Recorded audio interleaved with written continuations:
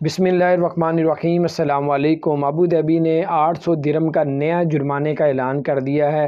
अब Abu Dhabi ने ये हुकूमत ने कहा है कि हम लोग मज़ीद ट्रैफिक को जो है ज़बरदस्त कंट्रोल करेंगे, क्योंकि लोग गाड़ी चलाते चलाते थोड़े से जो है गाड़ी को कभी राइट कर लेते हैं या लेफ़्ट कर लेते हैं। अगर किसी ने राइट लेफ़्ट अपनी लाइन को थोड़ा सा भी चेंज किया बगैर किसी रीज़न के तो उनको 800 दिरहम जुर्माना किया जाएगा और 4 ब्लैक पॉइंट जो है उनके लाइसेंस में दर्ज कर दिए जाएंगे।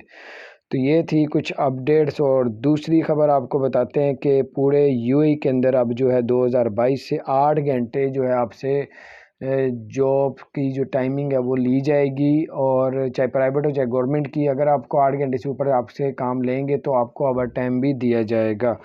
और आपको ये भी बताते चलें, अगर आपकी आईडी यूएई में एक्सपायर हो चुकी है और आप यूएई के अंदर हैं तो आपको पहले पर डे एक्सपायर होने के बाद पर डे जो है आपको 20 दिरहम जुर्माना होता था। अब उन्होंने 30 दिन का टाइम दे दिया। 30 दिन के अंदर अगर आप लोग अपना आईडी एक्सपायर्ड जो है रिन्यू करवाएंगे तो आपको जो है कोई जुर्माना नहीं होगा। 31वें दिन आपको पर डे 20 दिरहम का जुर्माना शुरू हो जाएगा। तो बाहर ये कुछ अपडेट थी, मैंने कहा आपको बताता चलूँ। अपना ख्याल रखें, चैनल को सब्सक्राइब नहीं किया।